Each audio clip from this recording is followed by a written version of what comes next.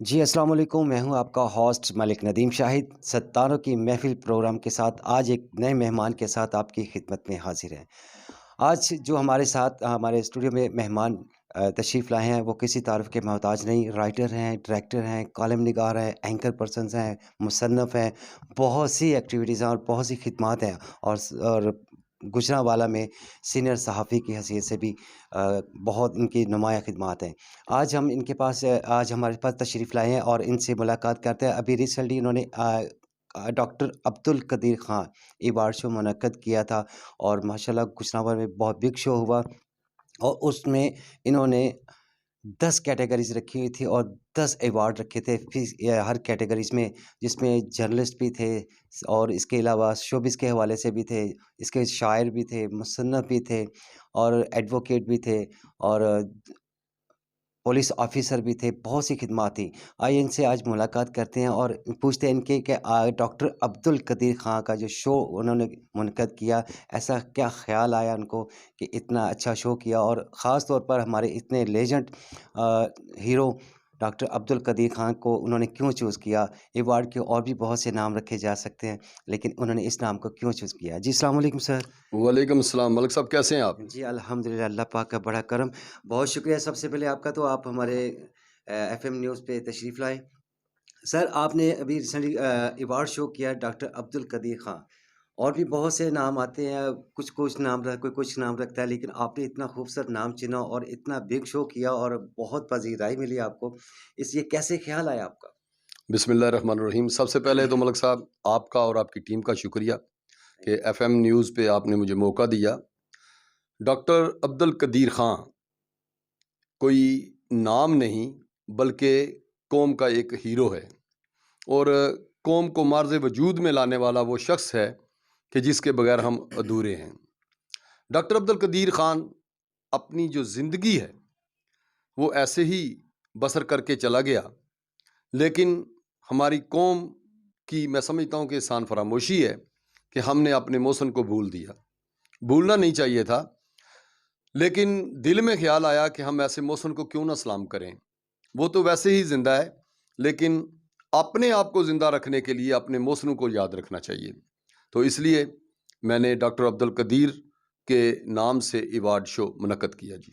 جی تو بہت شکریہ، آپ نے ڈیٹیل سے بتایا۔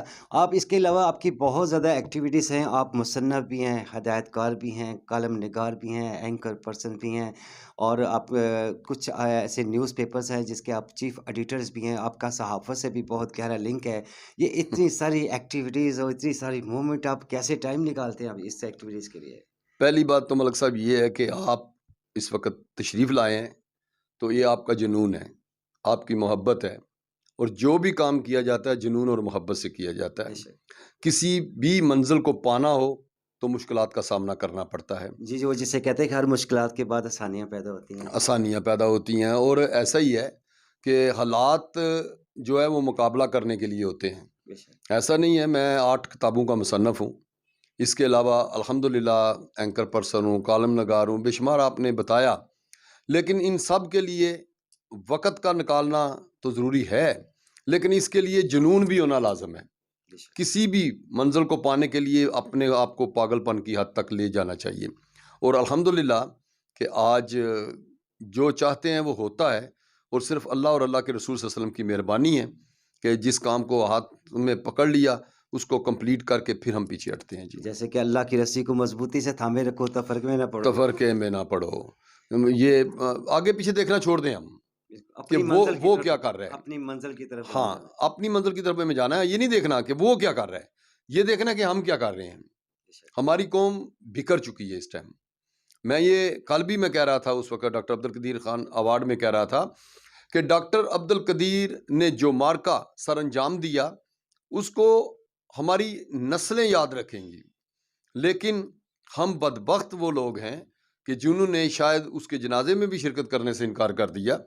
تو ایسی قوموں کا حال بہت برا ہوتا ہے۔ آج بھی اگر ہم وقت پہ سنبھل جائیں اور کسی بھی محسن کو ایسے ٹھکرانے سے پہلے سوچیں کہ یار ہماری حالات برے ہو جائیں گے، تو اس لیے میں یہ پوری قوم کو ہی پیغام دوں گا کہ یار ایسے پروگرام کا انعقاد کیا کرو اور اپنے محسنوں کو مت بھولو، اور ہمیشہ یاد رکھو تاکہ آپ کو یاد کرنے والا کوئی نہ کوئی شخص ہو۔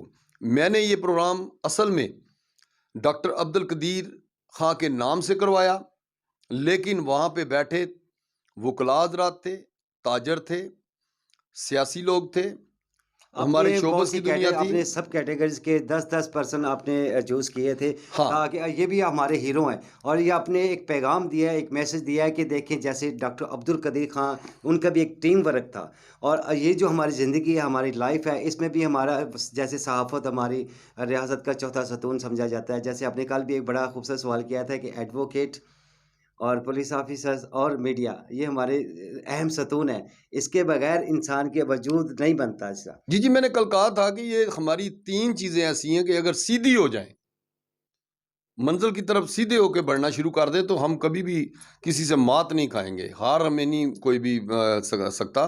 صرف یہ ایسا ہے کہ ہم جتنے بھی یہ لوگ ہیں، چاہے وکلاء حضرات ہیں، چاہے پولیس ہے یا جرنلسٹ ہیں، میں اپنا بھی ساتھ کہوں گا کہ ہم جرنلسٹ جو ہیں وہ قلم کا ناجائز فائدہ اٹھاتے ہیں، وکلاء حضرات ہیں اپنی کالی وردی کا ناجائز فائدہ اٹھاتے ہیں، پولیس والے اپنے آپ کو ریاست کا بڑا بدماش سمجھ کر سامنے پیش کرتے ہیں۔ اگر یہ تینوں لوگ عاجزی کے ساتھ، انکساری کے ساتھ، مظلوم کے ساتھ کھڑے ہو جائیں، ظالم کے خلاف ڈٹ کر مقابلہ کریں، تو انشاءاللہ تعالیٰ وہ وقت دور نہیں کہ ہم بالکل منزلوں کی طرف جائیں گے۔ جی ہاں، اسی بات سے آپ سے اتفاق کرتا ہوں کہ آپ کے میں نے کالم سے بھی کافی پڑھے ہیں، آپ نے ہمیشہ سچائی کو آگے بڑھایا، اور نہ ڈر ہو کر آپ نے ہر ایشو کو، ہر بات کو اجاگر کیا، یہ نہیں دیکھتے کہ یہ بات نیگیٹو ہے، یہ پازیٹیو ہے، یہ بات دوست میرے برا منا جائیں گے، آپ نے ہر کام کو، ہر چیز کو بہت اچھے طریقے سے نبھانے کی کوشش کی۔ صحافت میں آپ بہت پاکیزہ صحافت کرتے ہیں۔ ملک صاحب، ہونا ہی ایسا چاہیے۔ کوئی بھی صحافی ہے نا، اپنے قلم کو اس طرح اٹھائے کہ پتہ چلے کہ یار قلم کے تقدس کو بحال کر رہا ہے، مجروح نہیں کر رہا۔ پہلی بات تو یہ ہے۔ دوسری بات، آپ نے کہا تھا کہ ہر طبقہ فکر کو ساتھ رکھنے کا مقصد یہ تھا کہ ہم ایک قوم ہیں، اس قوم میں فنکار اپنا حصہ ڈال رہے ہیں تو وکیل اپنا ڈال رہے ہیں، سب کو اکٹھا کر کے ایک پیغام تھا محسن پاکستان کا۔ بے شک۔ محسن پاکستان کو یاد رکھو، ہم نے ان کی زندگی میں ان کو اتنا خوار کیا، پھر ان کے مرنے کے بعد بھی سلسلہ ایسے جاری رکھا، تو آنے والے وقت میں ہماری جو نسلیں ہیں جی جی، وہ کچھ سیکھ جائیں۔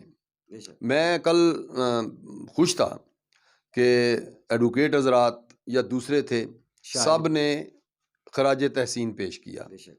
اور پھر ساتھ ساتھ مزے والی بات یہ تھی کہ گجرانوالہ کا نام بھی نمایاں نظر آیا اس ایٹمی دھماکے میں، اور لوہار کو یاد کیا گیا۔ بالکل، کل ایک بہت بڑا انکشاف ہوا، ہاں اور ہمیں بھی اتنا عرصہ ہو گیا صحافت کرتے ہوئے، آپ کو بھی ہو گیا، آپ بھی ماشاءاللہ مشہور، کافی انٹرسٹنگ ہوتے ہیں ہر کام میں، لیکن کل آپ ایک صاحب آئے تھے جو بیرون ملک سے آئے تھے، انگلینڈ سے۔ خلیل الرحمن سلیمی الحافظ ٹرسٹ کے وہ بانی ہیں، اور میں خراج تحسین ان کو پھر پیش کروں گا ایک بار کہ ملک صاحب آپ سے میں دوبارہ ان کی ملاقات بھی کرواؤں گا انشاءاللہ، اور آپ ایک چھوٹا سا انٹرویو ضرور لیجیے گا ان کا بھی، کہ جب پاکستان میں 2005 میں زلزلہ آیا، یا پھر اس کے بعد سیلاب زدگان میں مارے گئے سارے ہمارے لوگ، اس کے بعد پھر مشکلات میں جب بھی پاکستان میں مشکل وقت آیا، وہ اپنی ایکٹیویٹی سب چھوڑ کے انہوں نے پاکستان کا سر عظیم انسان ہے، عظیم انسان ہے کہ اپنے الحافظ ٹرسٹ، چونکہ یو کے وہ پوری دنیا کو لیے فیور کے لیے بنا ہے، لیکن یہ شخص پاکستان کی طرف رخ کو موڑ لیتا ہے اور پاکستانیوں کی مدد کے لیے آ جاتا ہے۔ پاکستان کی مٹی کی خوشبو اپنی ہے، وہ کھینچ لاتی ہے جناب۔ بالکل ایسے ہے۔ مطلب صاحب آپ بھی کوشش کیا کریں، حق سچ کے ساتھ چلتے ہوئے نظر آئیں اور ڈٹ کر مقابلہ کریں۔ یہاں پہ حالات ایسے ہیں کہ سوچا تھا حاکم سے جا کے کریں گے فریاد تیری، وہ بھی کم بخت تیرا چاہنے والا نکلا۔ مطلب یہ ہے کہ ہم نے کل پروگرام ایک رکھا، وہاں پہ چند نام نہاد، میں یہ کہوں گا جرنلسٹ آئے، اور میں نام نہیں لوں گا، لیکن وہ سن گئے، خود سمجھ جائیں گے کیا ہیں وہ۔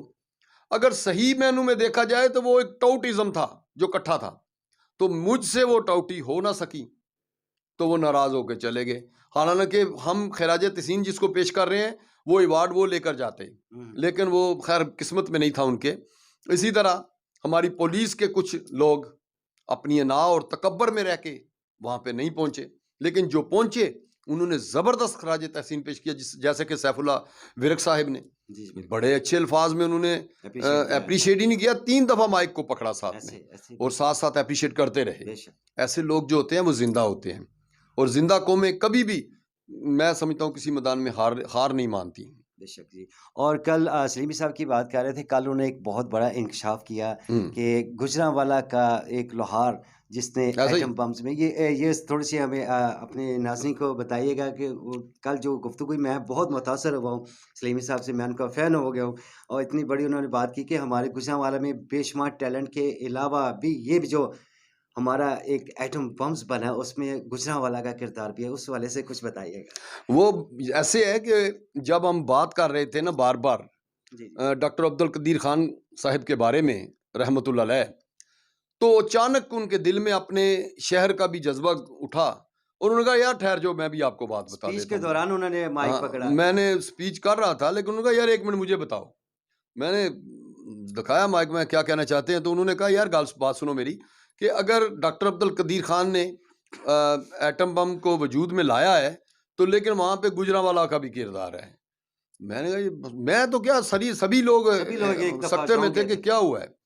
تو انہوں نے کہا کہ جب اس مشینری کو سیٹ کرنے کے لیے ہم ایک پوائنٹ پہ آنا چاہ رہے تھے جو کہ ہزاروں کی سپیڈ میں وہ پرزہ جو ہے وہ چلتا ہے، لیکن وہ پرزہ ٹوٹ جاتا تھا 2000 کی سپیڈ 2000 کی سپیڈ کے بعد وہ ٹوٹ جاتا تھا، جبکہ وہ تقریباً 6000 کی سپیڈ تک آنا چاہیے تھا.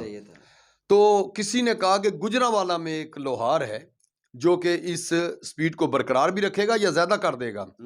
تو جب ٹیم وہاں پہ پہنچی تو دیکھا ایک عام غریب سا بندہ تھا جو بیٹھا ہوا ہے چھابڑی لگا کے، اپنی وہ لوہاری کا سسٹم جاری ہے اس کا ٹھوکا ٹوکی. تو انہوں نے کہا یہ بندہ کام کرے گا. یہ ایک طنزیہ الفاظ تھے نا، بالکل، یہ اس کے پاس کھانے کو کچھ نہیں ہے تو آپ کیا کرے گا یہ کیا کرے گا. لیکن جب اس کو بتایا گیا کہ ہم اس عمل کے لیے آئے ہیں، یہ کام کرنا چاہتے ہیں اور تمہارا جو کردار ہے وہ اس ایٹم بم میں ہونا چاہیے، تو کیا کر سکتے ہو؟ اس نے کہا کہ جو آپ کہیں گے میں کر دوں گا. تو میں سمجھتا ہوں گجرانوالہ کی عوام کو مبارکباد دیتا ہوں کہ اس لوہار نے اس سپیڈ کو برقرار ہی نہیں رکھا بلکہ سپیڈ کو بڑھایا ہے، تقریباً 10,000 کے قریب لے کے گیا ہے، اور پھر جا کے ایٹم اپنے مارز وجود تک پہنچا ہے اور اب تک بھی قائم ہے. اگر تو وہ لوہار زندہ ہیں تو اللہ پاک انہیں زندگی عطا فرمائے. اور میں آپ کے چینل کے توسل سے، FM کے توسل سے میں جناب گجرانوالہ کی عوام سے بھی گزارش کروں گا، اگر وہ لوہار صاحب میری بات سن رہے ہوں، کہیں وہ بھی مجھے دیکھیں تو ضرور مجھ سے ایک بار رابطہ کریں، آپ سے رابطہ کریں، تاکہ ہم ان کے اعزاز میں ایک ایوارڈ شو رکھ سکیں، کیونکہ وہ بھی اتنے ہی ہمارے لیے قابل احترام ہیں جتنے کہ ڈاکٹر عبد القدیر خان نے محنت کی. تو اس محنت کو پورا کرنے کے لیے انہوں نے اپنا کردار ادا کیا ہے، تو انشاءاللہ تعالی ہم ان کے لیے بھی ایوارڈ کا اہتمام کریں گے. بہت اچھا انہوں نے سبجیکٹ دیا تھا کہ دیکھیں گجرانوالہ میں اتنا ہونہار اور شخص ہے جن کا کردار ہے ہمارے ایٹم بم بنانے میں، اور یہ بڑی ایک انشاف کی بات ہے ہمارے لیے. میں ایک دم خود بھی ایک دم سکتہ طاری ہو گیا تھا، بلکہ پورے ہال میں ایسے ہو گیا تھا. تو کسی نے نہیں ہاتھ اٹھا کے کہا کہ میں جانتا ہوں، سوائے ایک بندے تھے، وہ بھی بزرگ تھے، انہوں نے کہا تھا. تو آپ کی انہوں نے ڈیوٹی لگائی تھی آپ کی کہ آپ نے نیکسٹ جب بھی جی الحمدللہ میں قائم ہوں اپنی ڈیوٹی پہ، اور میں نے کہا نا کہ مجھے جب بھی موقع ملا میں ڈھونڈنے میں کوشش ضرور کروں گا، اور جب مل گئے تو انشاءاللہ ایک بڑا ایوارڈ پروگرام ہوگا، یہ چھوٹا نہیں ہوگا، بڑا ہوگا. اور اس وقت میں سمجھتا ہوں کہ ڈاکٹر عبد القدیر خان تو اس دنیا فانی میں نہیں ہیں، لیکن ان کو سامنے بٹھا کر ان کی ایک یاد کو ایک بار پھر تازہ کریں گے انشاءاللہ تعالی. انشاءاللہ. اور جی آپ کی اس کے علاوہ آپ نے ابھی سٹارٹ پہ بتایا کہ آپ 8 کتابوں کے مصنف بھی ہیں، الحمدللہ. اور آپ نے وہ جو کتابیں لکھی ہیں وہ کس موضوع پہ؟ ہاں ایسے ہے کہ مصنف نہیں، مؤلف کہہ سکتے ہیں آپ، مؤلف کہہ سکتے ہیں. مؤلف اور مصنف میں تھوڑا سا فرق ہے، کیونکہ کسی کی آپ بیتی لکھ دینا وہ مؤلفی میں آ جاتی ہے، اور کچھ اپنی طرف سے ادا کر دینا وہ مصنفی میں آ جاتی ہے. تو میں حالات کے پیش نظر مختلف موضوعات کو چن کر ایک کتاب کو کمپلیٹ کرتا تھا. جیسے کہ ایک دفعہ جسٹس افتخار چودھری والا معاملہ آیا، تو اس وقت میں نے ایک بک لکھی، قائد کا پاکستان، کس طرح الٹ ہو رہا ہے یا سیدھا جا رہا ہے، یہ سسٹم ایسے ہے نا جی. اس کے بعد پھر ڈاکٹر حضرات پہ ہم نے میڈیکل پہ ہم نے لکھی، مختلف امراض پہ. تو مسیحا کتاب میری آئی جس کا تقریب رونمائی پہلی دفعہ کوئی نیشنل شخصیت تھی جس نے پریس کلب میں کی، وہ عمران خان تھا۔ عمران خان نے آ کے اس کتاب کی تقریب افتتاحی کی، اور اس میں تقریباً میرا اور عمران خان دونوں کا خطاب تھا۔ اور اسی طرح آگے میں مختلف موضوعات کو لیتا گیا۔ پھر اس کے بعد میں نے دیکھا کہ پیر حضرات ہیں، ہمارے دربار ہیں، ان کے اوپر میں نے پھر ایک کتاب لکھی۔ میں نے جا کے گھر گھر جا کے دیکھا کہ یار کیا ہو رہا ہے، کیسے ہو رہا ہے۔ خیر مختلف موضوعات تھے جن کو میں لے کر آگے چلتا گیا۔ اسی طرح